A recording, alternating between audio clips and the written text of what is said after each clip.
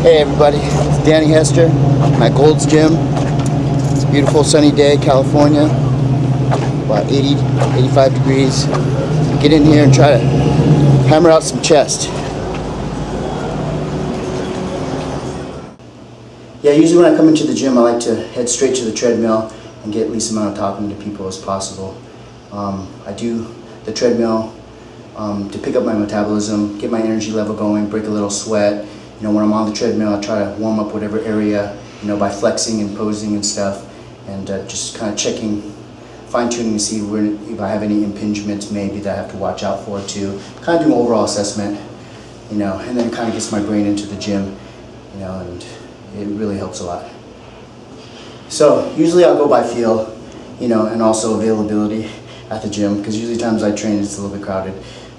So if I go to a machine that I like, today I want to do the pec deck, but no big deal. I did the seated weight stack, machine for presses, which was fine because actually I'm glad I picked that one. It mimicked the heavier movement that I'm about to do on the dumbbell presses, so it was nice to kind of get that blood in there, and I really try to go really far range of motion, a large range of motion that you'll notice, just for the stretch. I mean, it feels really good.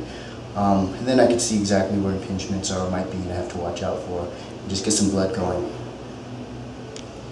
So I get to use the pec deck because it was open, and I really use that to get the range of motion I want, I'm looking for, and it really gets a nice squeeze, and opens me up a lot. I can feel if there's any impingements, once again, because that's very important.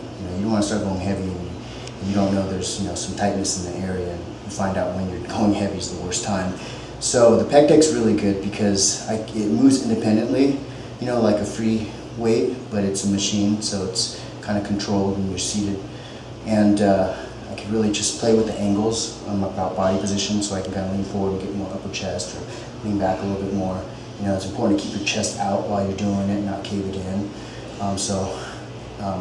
What I like doing is doing both, and then I also like going across my body because it increases the range of motion. And I do it independently, so I can make sure that each side, feels good and that has range of motion and get a good pump on it.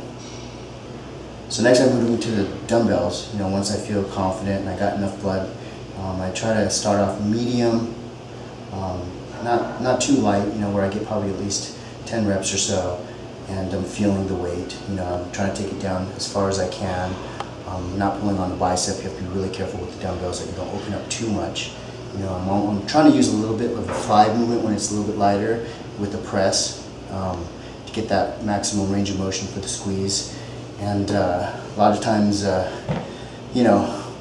do the lighter weight and I'll move up. And the interesting thing is, when I go lighter, it feels heavy at first, and as I go heavier, it seems lighter. It's the craziest thing. I think it's just the firing and that connection that you're making when you're doing the movement. Because it is really in the head. It's so much in your brain. It's crazy. You got to get that mind-body connection. So when I pick up the heavier weights, I try to really focus on exactly what muscles I'm pushing with and put all my energy into that. So I do a finishing move. Sometimes I'll do cable crossovers. This time I felt like I really wanted to open up my rib cage to kind of lift my chest up more and work the serratus area. Intercostal. It helps me with a lot of the poses I do, and it gives me a great stretch. If you don't go all the way down, you won't feel it so much in the back, but the important thing is to really take a deep breath in, suck your stomach in, and really stretch it back as far as you can and get that range of motion, and take a deep breath in to expand that rib cage, and when you're coming down, pressing down, then you blow the air out, and that really helps to really get that chest lifted up like the oak, the iron Arnold. So the plate raises, I really feel, I got to find that sweet spot. A lot of people say, oh, you might, get a little bit of your shoulders, but your front shoulders kind of tie into your chest anyways, and I don't mind really hitting my front shoulders so much.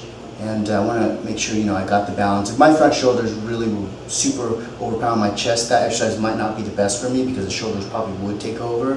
But as long as I'm feeling it in my chest, then I love that, that exercise with the plate. And I really try to position my body, and as I'm coming up, I'm actually squeezing the plate in. People don't realize I'm not just lifting it up, I'm squeezing it in together. So when I'm lifting it, I'm actually getting a gradual squeeze all the way up. This is Danny Hester. That was my chest workout. I'm glad to have you guys join me with it.